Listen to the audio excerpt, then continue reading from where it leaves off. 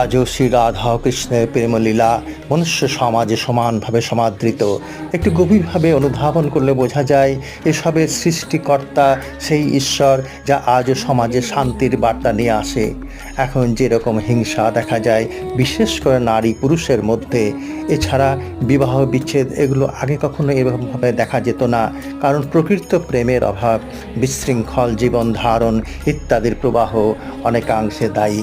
তাই প্রশ্ন আসে, কেন রাধাকৃষ্ণের বিবাহ হয়নি? শ্রীকৃষ্ণ বলেন, যখন কংসকে বধ করার পর প্রজাদের জন্য রাজধর্ম পালন করার জন্য দ্বারকাতে চলে আসেন, তখন শ্রী রাধা বলেছিলেন তাকে বিবাহ আবদ্ধ করে দ্বারকাতে নিয়ে যেতে।